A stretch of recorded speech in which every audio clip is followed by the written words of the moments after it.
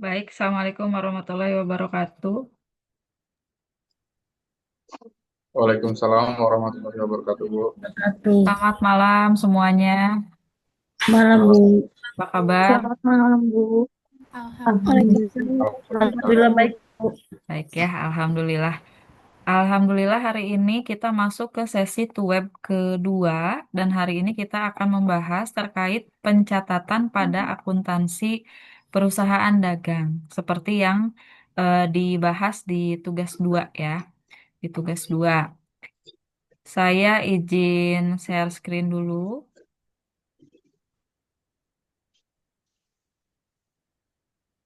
Nah, sudah muncul ya layar saya? Sudah, Bu. Sudah ya? Oke.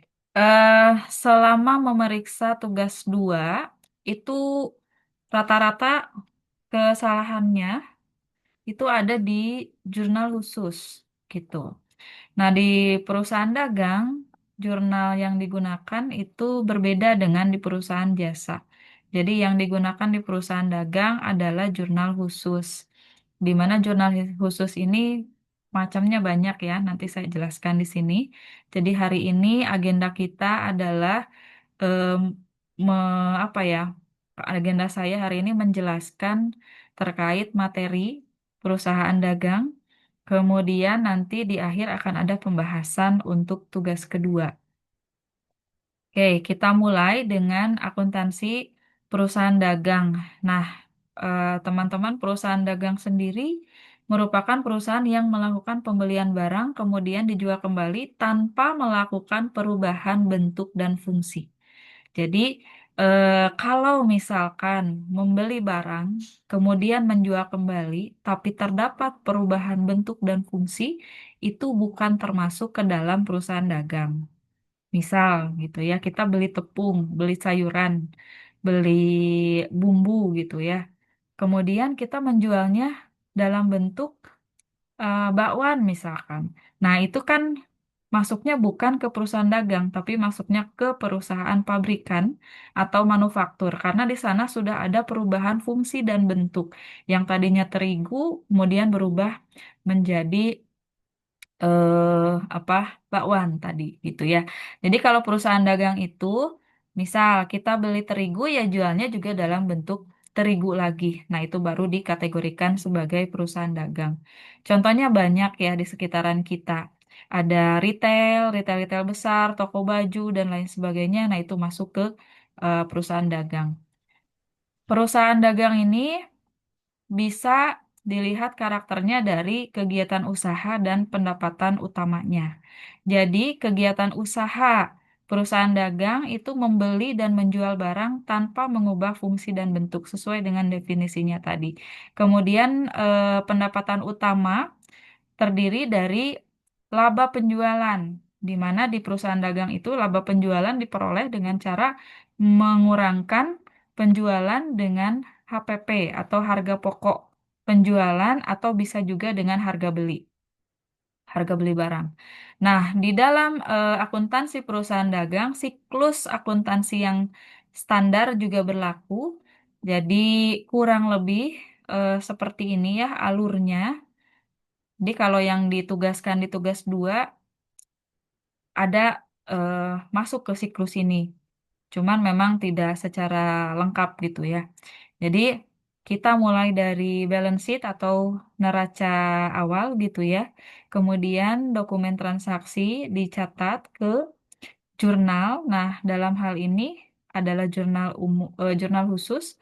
Kemudian dari jurnal khusus masuk ke General Ledger. General Ledger itu buku besar ya. Kemudian akan disusun menjadi neraca percobaan atau trial balance. Nah, kemudian setelah neraca percobaan, nanti di setiap akhir periode kita akan melakukan yang namanya adjusting atau penyesuaian. Kemudian setelah ini kita akan membuat neraca lajur, eh, lalu membuat laporan keuangan, jurnal penutup, dan neraca saldo setelah penutupan. Sama halnya dengan siklus akuntansi perusahaan jasa, hanya saja ada beberapa item yang pasti berbeda gitu ya. Eh, Kemudian, nah ini akun-akun khas yang muncul pada perusahaan dagang. Jadi ada pembelian, potongan pembelian, retur pembelian, dan pengurangan harga, beban angkut pembelian, penjualan, potongan penjualan, retur penjualan, dan pengurangan harga, beban angkut penjualan, dan persediaan barang dagang. Ini saldo normal akun-akun di perusahaan dagang. Saldo normal itu adalah kalau bahasa eh, sehari-harinya kita bisa sebut dengan tempat di mana akun ini akan bertambah gitu. Ya, tempat di mana akun ini akan bertambah. Nah, ini kan ada kelompok-kelompok akunnya gitu ya, mulai dari harta sampai dengan diskon pembelian gitu. Harta bertambahnya di debit, berarti kalau berkurang ya di kredit gitu kan. Kemudian liabilities atau kewajiban itu bertambahnya di kredit, berarti kalau berkurang dia disimpan di sebelah debit gitu. Dan selanjutnya sampai dengan purchase discount. Nanti mungkin materi ini akan saya share di e-learning ya, sebagai tambahan saja untuk baca-baca. Nah, kemudian ada bukti transaksi. Bukti transaksi itu adalah alat yang digunakan untuk mencatat transaksi yang bersangkutan pada tanggal terjadinya sebagai dasar pencatatan ke dalam jurnal. Kegunaannya itu dijadikan sebagai dasar dalam pencatatan dan yang kedua itu terhindar dari informasi yang menyesatkan. Itu adalah fungsi dari bukti transaksi. Jenis bukti transaksi pun ada dua macam ya, ada bukti transaksi internal dan bukti transaksi eksternal. Jeffrey, kenapa coret-coret Jeffrey? Nah, kemudian bukti transaksi internal itu bukti yang dibuat oleh perusahaan yang hubungannya hanya dengan perusahaan itu sendiri. Jadi, si bukti transaksi internal ini hanya didistribusikan di internal perusahaan saja, gitu, untuk kepentingan pencatatan, memo, dan lain sebagainya. Kemudian, kalau bukti eksternal itu biasanya diperuntukkan bagi transaksi-transaksi yang kaitannya dengan pihak-pihak di luar perusahaan gitu. Nah, ini adalah bukti transaksi internal ya. Bukti transaksi internal ini ada bukti kas masuk untuk mencatat jumlah kas yang masuk ke sini. Nah, bentuknya kurang lebih seperti ini. Nanti perkiraan diisi dengan nomor akun, kemudian uraiannya dengan nama akun, dan jumlahnya dengan nominal. Tentu di dalam bukti transaksi ini harus ada otorisasi ya atau tanda tangan gitu ya. Siapa yang membukukan, diketahui siapa, kemudian kasirnya siapa dan penyetornya siapa. Otorisasi ini penting dalam akuntansi karena tanpa otorisasi kita tidak bisa melakukan pencatatan selanjutnya. Selanjutnya ada bukti kas keluar. Bukti kas keluar itu digunakan untuk eh, mencatat sejumlah kas yang dikeluarkan perusahaan. Tuh, bentuknya juga hampir mirip dengan yang tadi, ya. Kemudian ada bukti memorial. Nah, bukti memorial ini digunakan untuk mencatat retur pembelian secara kredit, retur penjualan, kemudian penyesuaian, kemudian penyerahan dalam bentuk natura dan lain sebagainya. Itu untuk bukti memorial. Bukti memorial ini masuknya ke bukti transaksi internal juga. Nah, kalau bukti transaksi eksternal ini ada faktur. Jadi faktur itu dikeluarkan jika transaksi dilakukan secara kredit, gitu ya, baru keluar faktur. Nah, kalau tunai keluarnya nota kontan atau bisa juga invoice ya. Sebelum pembayaran ada dulu invoice atau tagihan gitu. Kemudian yang paling sering digunakan ini kwitansi biasa sebetulnya ya, tapi yang menjadikan kwitansi ini diterima secara resmi, kenapa? Karena di sini wajib ada apa stempel basah dan tanda tangan. Sayangnya di sini tanda tangannya tidak ada ya. Jadi ini sebetulnya kurang sah. Nah, kalau biar dikatakan sah bagaimana ya? Berarti harus ada tanda tangannya. Ini nota kredit biasanya untuk retur ya, retur penjualan. Kemudian ada nota debit untuk retur pembelian. Retur itu pengembalian ya, pengembalian barang karena rusak atau tidak sesuai pesanan. Gitu. Kemudian ada cek, ada biljet giro, kemudian ada faktur pajak. Ya itu ya. Nah, di perusahaan dagang kita mengenal adanya syarat pembayaran. Syarat pembayaran yang sering sekali digunakan dalam perusahaan dagang adalah syarat pembayaran yang ini. Ya, syarat pembayarannya ini ada N per 30. Ini saya kasih contoh saja ya. N per 30, 2 per 10 N per 30, EOM, N per 10, EOM. Ini ada maknanya, teman-teman. Jadi, N per 30 itu artinya eh, syarat pembayaran dari transaksi penjualan atau pembelian akan jatuh tempo dalam waktu 30 hari setelah transaksi. Jadi, kalau transaksinya terjadi di tanggal 15 Agustus, maka jatuh temponya itu adalah 15 September. Itu ya, kalau N per 30 syarat pembayarannya. Kemudian ada syarat pembayaran 2 per 10 N per 30. Sebetulnya tidak harus angka 2 per 10 ya, boleh diganti misalkan 1 per 15 atau misalkan 6 per 30 mungkin gitu ya, tergantung kebijakan perusahaan. Yang jelas angka 2 di sini, nah posisi 2 di sini menandakan persentase dari diskon yang diberikan perusahaan terhadap pelanggan gitu ya. Dan 10 ini menunjukkan maksimal berapa hari pembayaran kalau si pembeli mau mendapatkan diskon 2% dari perusahaan. Jadi kalau dibahasakan 2 per 10 N per 30 artinya eh, nasabah atau customer akan mendapatkan diskon 2% jika melakukan pembayaran kurang dari 10 hari setelah tanggal transaksi. Dan jatuh tempo transaksi tersebut adalah 30 hari setelah tanggal transaksi. Seperti itu. Kemudian ada syarat pembayaran EOM. Syarat pembayaran EOM itu kepanjangannya adalah end of month gitu ya, atau akhir bulan. Jadi kalau misalkan ada syarat pembayaran EOM, jika tadi ya transaksi terjadi di tanggal 15 Agustus, maka jatuh temponya adalah di tanggal 31 Agustus, yaitu tanggal akhir bulan. Berbeda dengan N per 30, kalau N per 30 itu kalau tadi transaksinya 15 Agustus, maka jatuh temponya adalah tanggal 15 September. Nah, kalau EOM berbeda.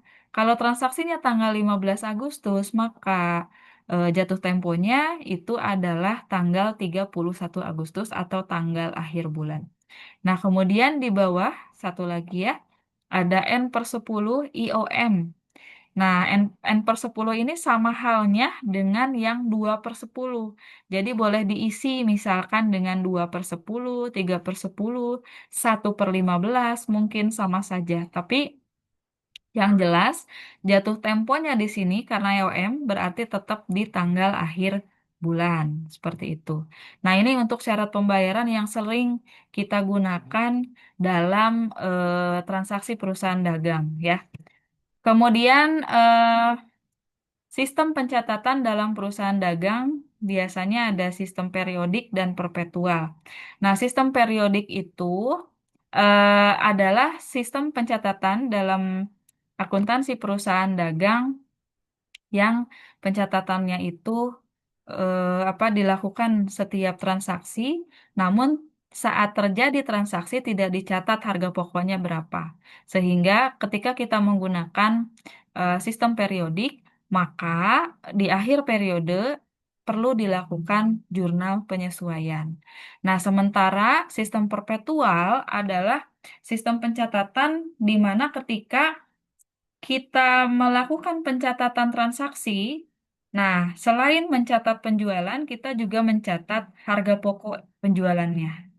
dan hubungannya dengan persediaan gitu ya. Sehingga di setiap transaksi kita sudah mengetahui berapa laba atau rugi dari transaksi tersebut, kemudian berapa penambahan atau pengurangan persediaan setelah pencatatan dilakukan. Itu bedanya sistem periodik dengan perpetual. Nah, kita masuk ke perbedaan ya antara jurnal khusus dengan jurnal umum. Karena kita di perusahaan dagang kan akan menggunakan jurnal khusus ya. Jurnal khusus, nah jurnal khusus itu digunakan untuk mencatat transaksi sejenis yang sering terjadi. Sementara jurnal umum digunakan untuk mencatat semua jenis transaksi. Jadi, eh, jurnal khusus itu standarnya ada 4. Tapi kalau misalkan perusahaan sering sekali melakukan suatu transaksi, ya boleh dibuatkan jurnal khususnya gitu. Karena memang peruntukannya ya untuk mencatat transaksi sejenis yang sering terjadi gitu ya. Berbeda dengan jurnal umum yang sifatnya bisa digunakan untuk mencatat semua transaksi. Kemudian jurnal khusus bentuk buku hariannya itu banyak lajur, jadi banyak kolom-kolomnya gitu. Nah, sementara jurnal umum itu hanya 2 lajur, hanya debit dan kredit. Jurnal khusus juga sama, hanya debit dan kredit, tapi di bawahnya itu ada akun-akunnya. Nanti kita lihat ya bentuk jurnal khusus seperti apa. Kemudian jurnal khusus itu penulisan nama akun pada waktu membuat ayat jurnal tidak dilakukan untuk setiap transaksi. Sementara jurnal umum itu selalu kita buat akunnya, nama akunnya itu di setiap transaksi. Jadi jurnal khusus itu nggak usah repot-repot terus nulisin atau nyatet nama akunnya apa gitu, karena nama akunnya sudah tersedia di jurnal tersebut. Berbeda dengan jurnal umum. Selanjutnya, jurnal khusus postingnya dilakukan secara efektif dan berkala. Jadi ada yang namanya rekapitulasi jurnal khusus. Untuk memudahkan kita memposting data dari jurnal khusus ke buku besar gitu ya. Kalau jurnal umum tidak ada yang namanya rekapitulasi, tapi mereka melakukan posting di tiap-tiap transaksi. Selanjutnya, jurnal khusus pekerjaannya dapat dilakukan oleh banyak orang, sementara jurnal umum itu hanya dilakukan oleh 1 orang. Di perusahaan-perusahaan retail besar biasanya akuntannya itu banyak ya, ada akuntan yang khusus pegang jurnal penjualan, jurnal pembelian, dan lain sebagainya. Tuh. Nah, ini jenis-jenis jurnal khusus. Di tugas 2 itu harus mencatat transaksi ke dalam jurnal khusus. Namun, se apa ya, sepenilaian saya gitu, beberapa yang sudah mengumpulkan tugas 2 itu kebanyakan tidak melakukan pencatatan di jurnal khusus yang terstandar gitu ya. Jadi rata-rata nyatetnya seperti jurnal umum saja, tapi ditambahkan akun-akun tertentu yang saya juga gimana ya, tidak bisa membenarkan ya, karena jurnal khusus punya formatnya sendiri gitu. Nah, ini jenis-jenis jurnal khusus. Yang pertama itu jurnal penjualan. Jurnal penjualan itu berfungsi untuk mencatat transaksi penjualan yang dilakukan secara kredit gitu. Jadi kalau penjualannya tunai, masuk kemana? Berarti tidak masuk ke jurnal penjualan. Beda lagi ya. Kemudian ada jurnal pembelian. Jurnal pembelian itu fungsinya mencatat transaksi pembelian kredit. Kalau kredit saja gitu. Terus ada jurnal penerimaan kas, berfungsi mencatat segala transaksi terkait penerimaan kas, termasuk penjualan yang dilakukan secara tunai. Gitu. Jadi kalau tunai masuknya ya ke jurnal penerimaan kas. Gitu. Selanjutnya ada jurnal pengeluaran kas. Itu berfungsi mencatat segala transaksi terkait pengeluaran kas, termasuk di dalamnya apa? Pembelian tunai. Gitu. Nah, selanjutnya kita masih tetap mempergunakan jurnal umum di perusahaan dagang ya, selain jurnal khusus. Fungsi jurnal umum di sini itu untuk mencatat transaksi retur dan transaksi lain yang tidak sesuai konteksnya dengan jurnal khusus tersedia. Jadi kalau ada transaksi yang nggak bisa masuk ke 4 jurnal sebelumnya, ya kita simpan di jurnal umum gitu. Dan yang paling penting transaksi tersebut tidak sering terjadi. Nah, kalau sering terjadi, kita bisa buatkan jurnal khususnya gitu. Ini bentuk jurnal penjualan atau sales journal ya. Jadi ada tanggal, ada nomor invoice, ada customernya siapa, referensi, di debitnya kita langsung masukkan akun receivable, di kreditnya sales. Jadi tinggal kita catat saja di sini gitu. Kemudian ada jurnal pembelian. Nah, jurnal pembelian itu di debitnya, ini yang dimaksud dengan banyak lajur ya. Kalau jurnal umum kan hanya debit kredit, nah ini juga debit kredit, cuman banyak lajurnya gitu. Debitnya itu ada purchase, ada other account. Other account ini berisikan accounts untuk diisi nama akunnya dan jumlahnya berapa. Ini untuk yang tidak masuk ke akun-akun yang kita cantumkan di sini gitu. Nah, kemudian kreditnya ada akun payable gitu. Selanjutnya ada jurnal penerimaan kas. Nah, seperti ini kurang lebih ya eh, bentuk jurnal penerimaan kas. Di debitnya ada kas dan diskon penjualan atau sales discount. Kemudian di kreditnya ada sales atau penjualan, account receivable atau piutang usaha, piutang dagang ya, maaf, dan other akun. Other account-nya ini sama ya, harus dibelah dua kayak tadi. Nah, kalau ini belum dibelah dua. Belah dua, ada akunnya, kasih namanya apa, nanti nominalnya berapa. Kemudian ada jurnal pengeluaran kas atau cash disbursement journal. Nah, isinya itu di debitnya ada other akun sama ya kayak tadi. Kemudian ada akun payable atau hutang dagang. Kemudian ada purchases atau pembelian. Di kreditnya ada diskon pembelian atau purchases discount dan eh, kas gitu. Ini jurnal pengeluaran kas. Nah, selanjutnya di perusahaan dagang dan perusahaan jasa juga sama sih sebetulnya ya. Ada buku besar pembantu. Buku besar pembantu yang biasanya digunakan itu adalah buku besar pembantu hutang dan buku besar pembantu piutang. Selanjutnya setelah bikin jurnal khusus, tadi sebelum kita memposting ke buku besar, maka harus buat dulu rekapitulasi jurnal khusus. Nah, ini proses rekapitulasi jurnal khusus ya, teman-teman. Jadi, misal nih di sini ada jurnal pembelian gitu ya. Jurnal pembelian, di debitnya ada pembelian, di serba-serbinya ada peralatan 250.000, kemudian di kreditnya ada hutang dagang. Nah, maka kita akan merekapnya dengan cara, nah ini kita urutkan dulu di tabel yang di bawah, kita lihat ya. Eh, ini diurutkan dulu dari akun dengan kelompok satu dan seterusnya gitu. Jadi 1, 2, 3, 4, 5 dan seterusnya. Nah, di sini ada perlengkapan. Perlengkapan, mana perlengkapan? Perlengkapannya kosong ya. Kemudian peralatan, peralatan di sini 250.000 di debit, maka kita catat di sini peralatan di debit 250.000. Kemudian ada utang dagang di kredit 21.450 kita masukkan. Kemudian ada pembelian di debit 21.200. Nah, total debit dan kredit itu harus sama. Inilah yang namanya rekapitulasi jurnal khusus. Nah, hasil rekapitulasi ini menjadi dasar bagi kita untuk melakukan posting data dari jurnal khusus ke buku besar gitu.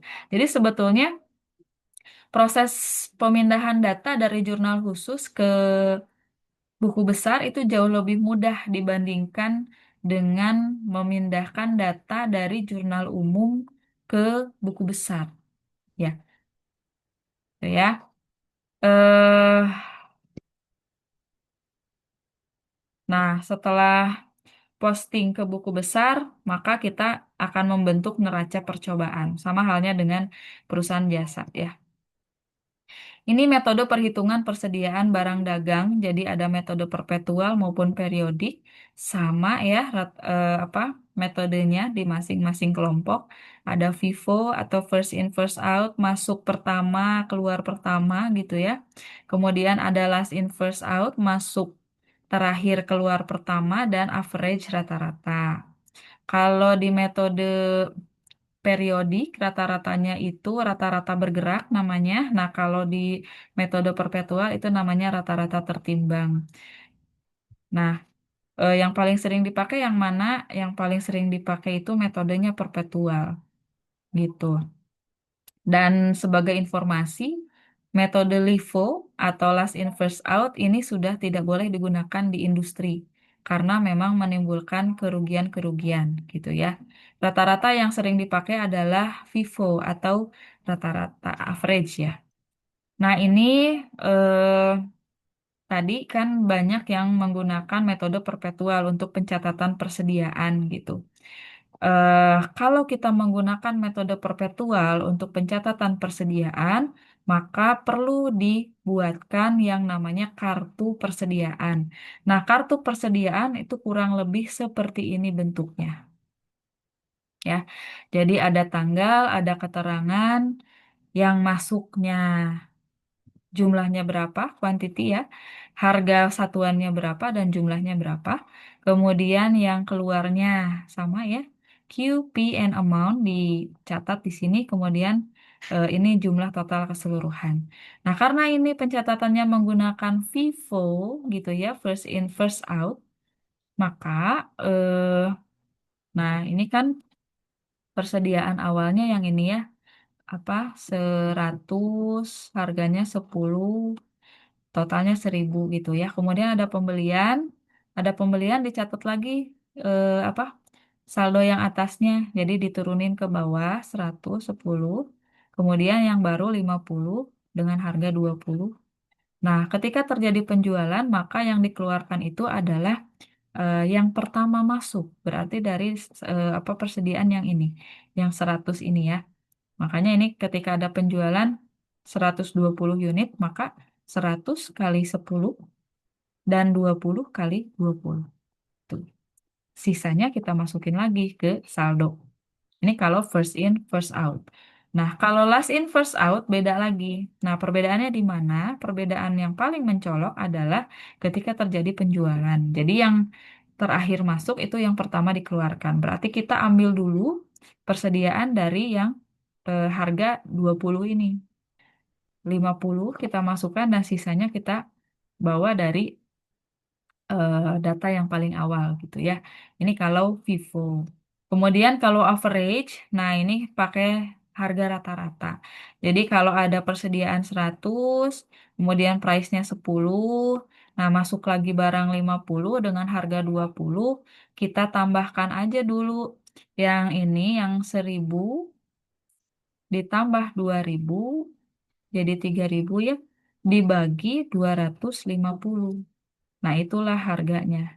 Itu 13 rupiah. Ya, 13 rupiah. Ketika terjadi penjualan, ya kita pakainya yang harga rata-ratanya, yaitu yang 13 rupiah per unit. Itu kalau average. Nah, ayat jurnal penyesuaian di perusahaan dagang tidak saya apa? Perlu dijelaskan tidak ini ayat jurnal penyesuaian?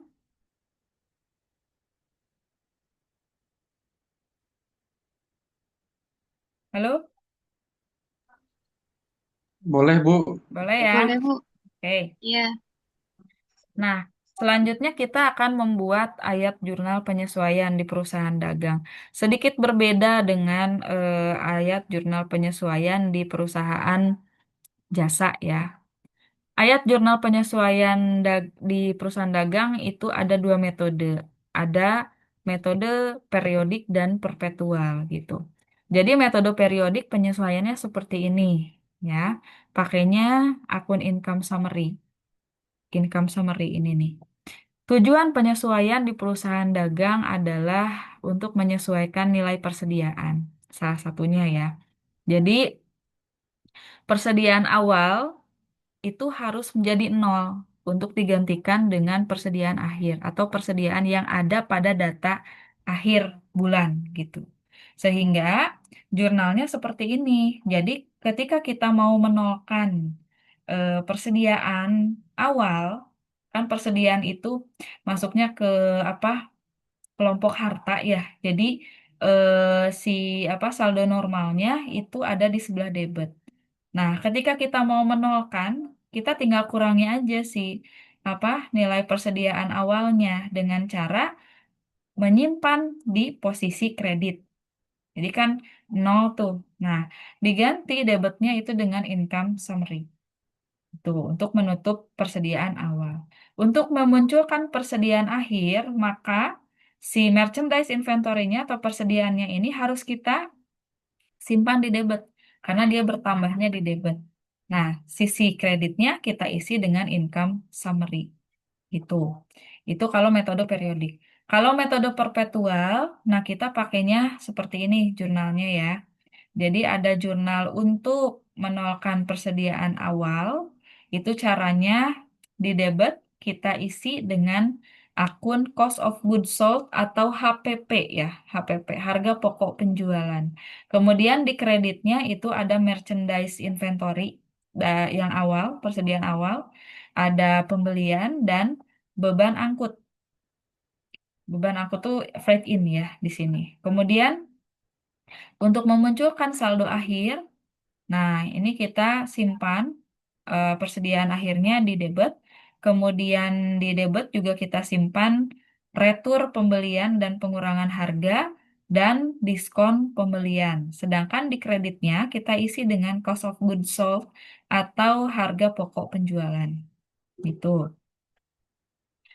Selanjutnya apa sama ya dengan di perusahaan jasa bisa juga kita menggunakan kertas kerja atau neraca lajur gitu ya setelah melakukan penyesuaian. Caranya tidak akan saya jelaskan lagi di sini. Dan selanjutnya ada pembuatan laporan keuangan untuk perusahaan dagang gitu ya. Jenis laporannya sama dengan laporan di perusahaan jasa. Ada laporan perubahan apa modal, laporan posisi keuangan, aliran kas, catatan atas laporan keuangan dan laporan laba rugi. Itu. Cuman ada bedanya. Nah, bedanya apa? Bedanya di perusahaan dagang itu ditambahkan dengan ada item HPP. Nah, sementara HPP-nya itu harus kita cari dulu gitu kan. Cari dulu lah HPP-nya dengan rumus ini gitu. Ada merchandise inventory at beginning atau persediaan awal ya. Persediaan awal ditambah pembelian dan beban angkut pembelian, dikurangi retur pembelian dan diskon pembelian. Nanti akan muncul barang tersedia untuk dijual atau goods available for sale gitu. Yang ini kemudian dikurangi merchandise inventory atau persediaan akhir dan akan menghasilkan harga pokok penjualan. Nah, ini adalah bagian dari tugas 2 ya, yang akan dikerjakan nanti. Kemudian laporan laba rugi, laporan laba rugi di perusahaan dagang mirip dengan perusahaan jasa, hanya saja tadi mencantumkan harga pokok penjualan. Jadi pendapatannya juga beda ya dengan perusahaan jasa, karena di perusahaan dagang itu pendapatannya didapatkan dari penjualan bersih. Nah, makanya ketika kita membuat laporan laba rugi untuk perusahaan dagang, ini ada revenue-nya atau pendapatannya yang diakui adalah ada penjualan, dikurangi diskon penjualan, dikurangi retur penjualan, nanti ada penjualan bersih, dikurangi dulu harga pokok penjualan, nanti muncul laba kotor, kemudian laba kotor ini setelah dikurangi beban-beban akan menjadi laba bersih. Itu untuk laporan laba rugi di perusahaan dagang. Selanjutnya untuk laporan perubahan modal sama saja dengan di perusahaan jasa. Kemudian laporan posisi keuangan juga sama saja dengan perusahaan jasa ya. Di sini ada aset, ada kelompok aset dan kelompok kewajiban dengan modal sama saja. Kemudian laporan aliran kasnya juga sama saja ya. Dengan perusahaan dagang ada jurnal penutup. Jurnal penutup tetap sesuai dengan prinsipnya ya. untuk menutup akun-akun nominal. Nah, akun nominal di perusahaan dagang ini lebih banyak dibandingkan dengan perusahaan dagang. Perusahaan jasa, sorry ya. Perusahaan jasa. Jadi, pokoknya yang ditutup itu akun dari 4 ke bawah aja. Jadi 1, 2, 3 itu nggak ditutup, yang ditutup itu dari 4 ke bawah. Kalau dia saldo normalnya di debit, berarti di penutup dia harus ada di kredit. Kalau dia saldo normalnya di kredit, berarti di penutup dia harus ada di debit. Dan di sini juga harus mengakui perubahan modal diakibatkan oleh laba atau rugi, kemudian perubahan modal yang diakibatkan oleh pengambilan pribadi atau preferred, gitu ya. Tetap prinsipnya sama. Nah, ini proses-proses selanjutnya, ya, ada jurnal pembalik. Kalau kita melakukan pencatatan dengan pendekatan laba rugi, tapi kalau pakai pendekatan neraca, tidak usah ada jurnal pembalik. Kemudian ada neraca saldo setelah penutupan, ini nggak muncul ya.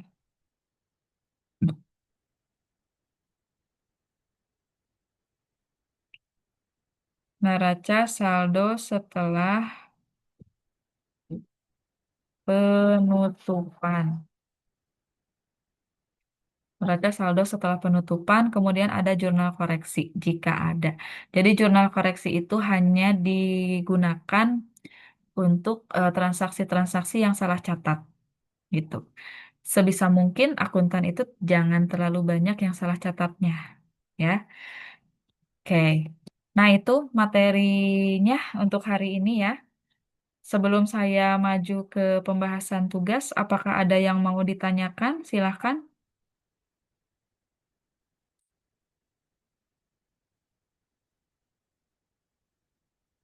Ada pertanyaan tidak?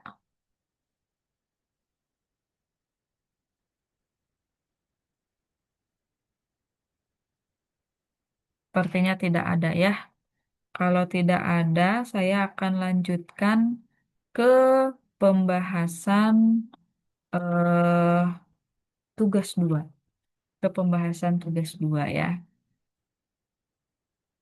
Mungkin beberapa di sini sudah mengerjakan, beberapa belum ya.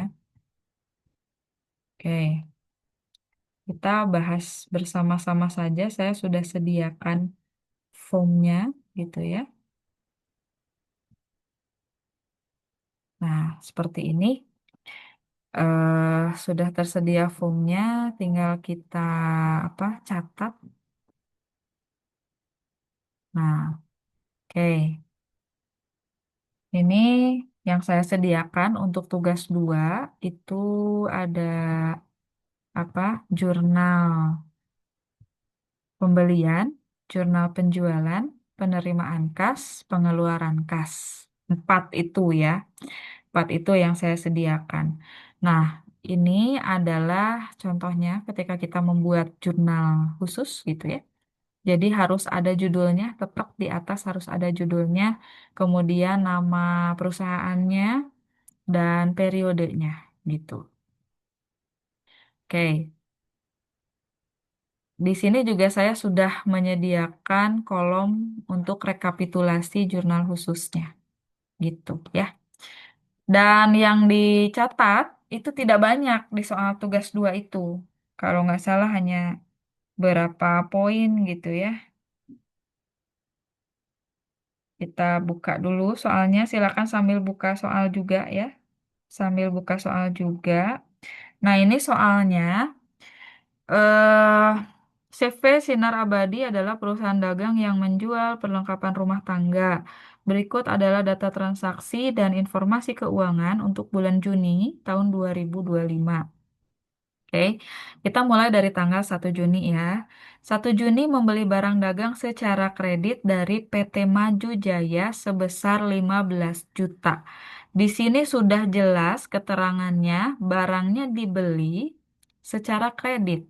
Nah, kalau kita tadi lihat ke penjelasan sebelumnya, pembelian kredit ini harus kita catat di jurnal pembelian, gitu ya. Jurnal pembelian.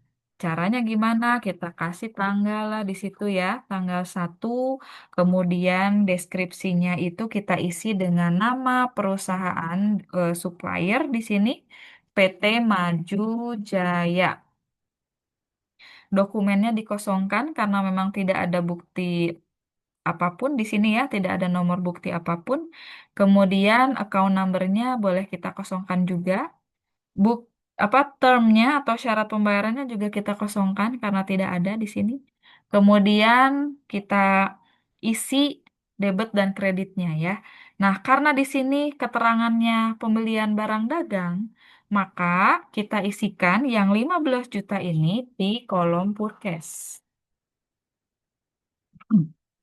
15 juta di kolom purkes. Catatannya apa? Kalau pembeliannya bukan merupakan pembelian barang dagang, maka tidak boleh dicatat di kolom purkes. Nanti kita harus bikin dulu di sini di others ya, atau mungkin misal beli peralatan gitu ya. Kita catat di sini peralatan jumlahnya berapa. Tapi kalau pembelian barang dagang, kita harus masukkan ke sini, ke kolom purkes atau pembelian gitu sebelah debit.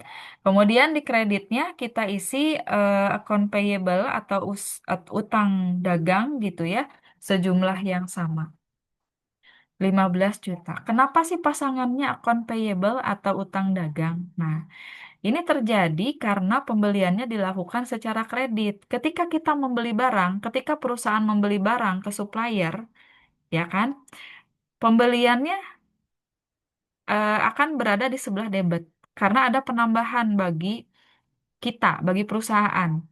Sementara kita belum bayar tuh ke supplier. Nah, itu akan dianggap sebagai hutang dagang. Maka pasangannya di sini adalah account payable atau hutang dagang ya. Itu untuk soal yang pertama. Itu. Kemudian kita lanjutkan ke transaksi tanggal 5 Juni. Menjual barang dagang secara tunai sebesar 10 juta. Nah, kalau jual barang dagang secara tunai, kita masuknya bukan ke jurnal penjualan, tapi ke jurnal penerimaan kas. Ini kita isi tanggal 5. Ke siapa nih? Tidak ada keterangannya, kita isi saja dengan penjualan tunai. Kemudian dokumennya dikosongkan, account number-nya dikosongkan.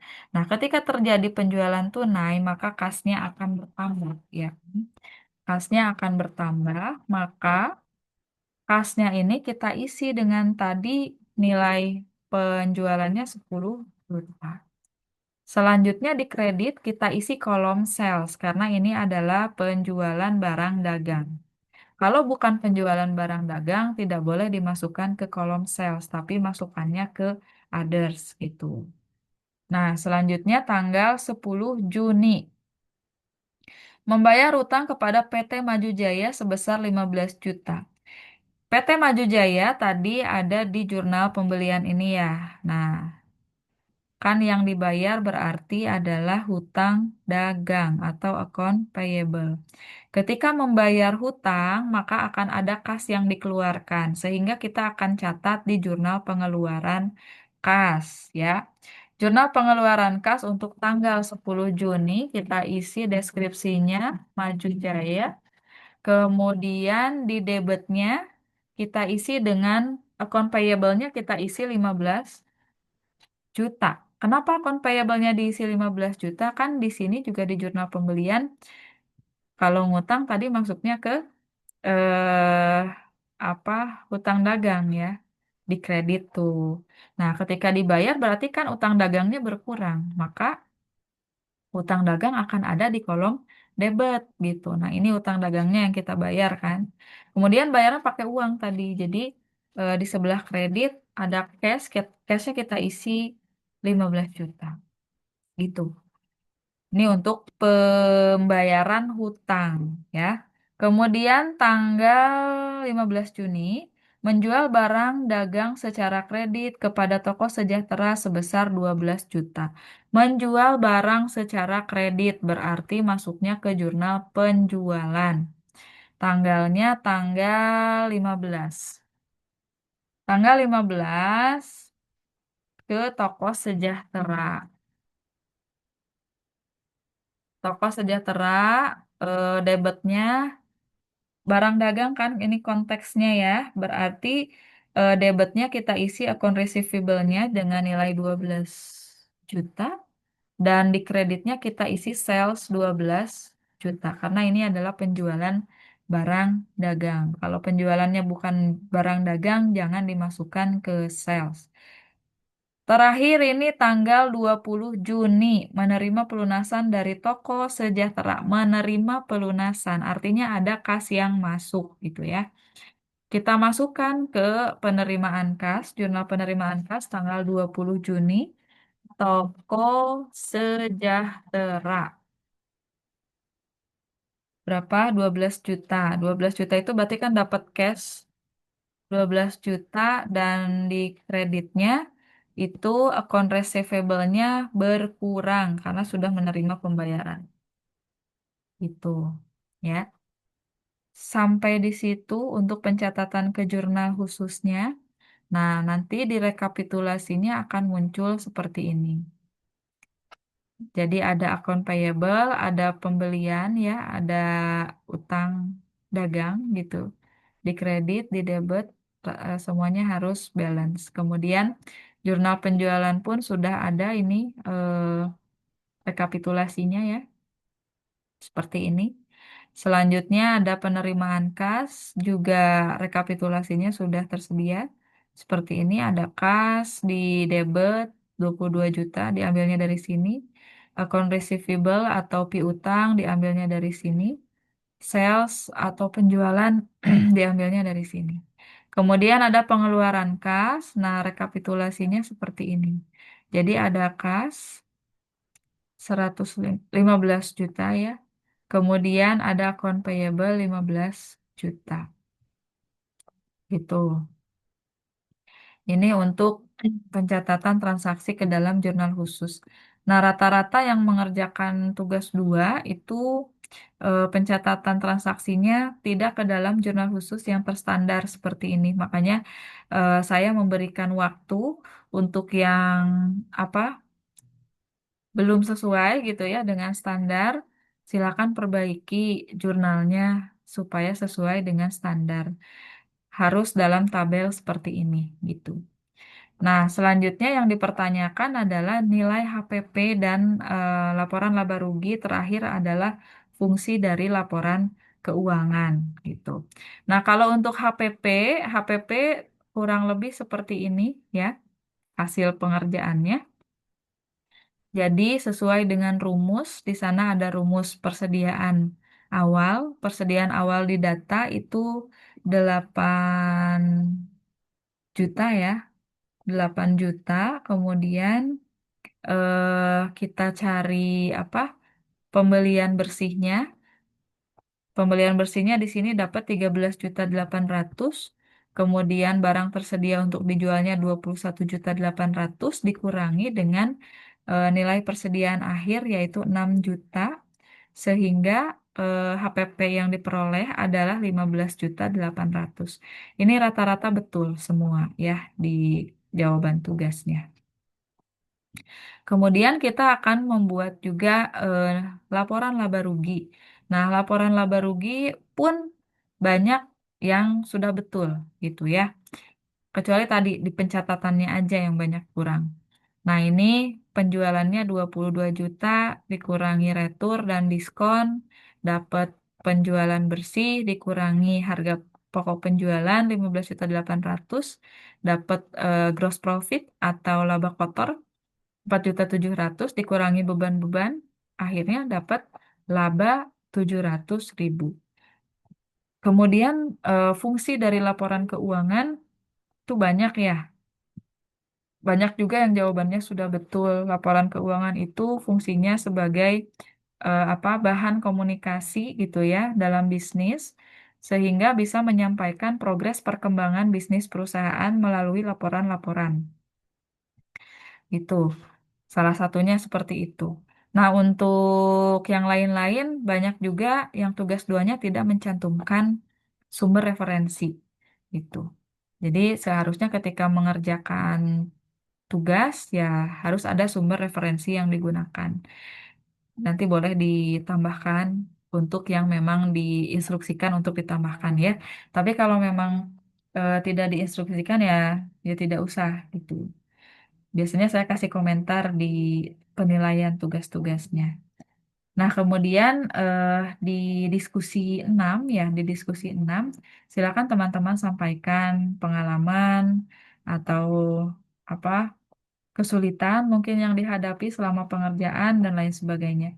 Mohon untuk tidak mengisikan apa ya narasi-narasi yang sifatnya hanya copy paste gitu. Jadi ini kan lebih lebih ke berbagi pengalaman aja gitu dan kalau ada kesulitan ya nanti kita diskusinya di forum diskusi.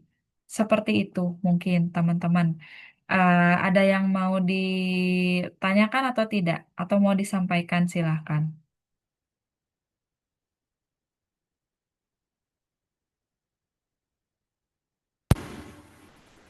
Assalamualaikum Ibu, izin Ya, silahkan. mau bertanya untuk Ya. diskusi itu kalau misalkan nggak di nggak berdiskusi itu akan ngaruh nggak sama nilai? Sebetulnya diskusi untuk mata kuliah berpraktik seperti ini memang ada tidak dinilai ya oleh apa tutor. Tapi memang diharapkan mahasiswa tetap melakukan atau mengisi diskusi gitu. Tetap aja harus mengisi diskusi meskipun Oh, tidak dinilai karena itu biasanya dinilai dari hitnya ya, dari hitnya. Jadi ya tetap harus diisi itu. oke, baik Bu. Ya, yang lain silakan ada yang mau disampaikan atau didiskusikan. Seperti biasa, nanti saya upload ini setelah selesai masa pengerjaan tugas 2 ya. Silakan ada yang mau didiskusikan, yang lain silakan.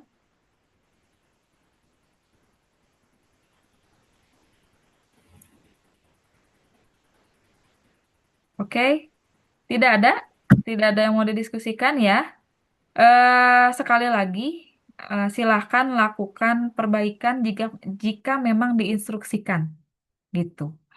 Kalau tidak diinstruksikan ya tidak usah melakukan perbaikan gitu. Biasanya saya komen di sana silahkan catat gitu ya transaksi ke dalam jurnal khusus terstandar atau silahkan lakukan perbaikan. Nah itu berarti teman-teman boleh melakukan perbaikan sampai dengan batas waktu yang ditentukan oleh sistem.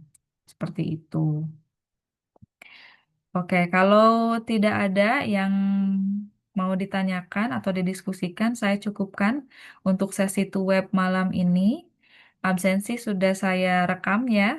Teman-teman, terima kasih banyak untuk waktunya. Sampai ketemu di web ketiga ya. Web terakhir kita di sesi ke-8. Semangat terus teman-teman semuanya. Terima kasih. Selamat malam. Assalamualaikum warahmatullahi wabarakatuh. Waalaikumsalam warahmatullahi wabarakatuh. Waalaikumsalam warahmatullahi wabarakatuh. Waalaikumsalam warahmatullahi wabarakatuh. Terima kasih Ibu. Ya, Terima kasih, sama-sama. Bu. Terima kasih, Bu.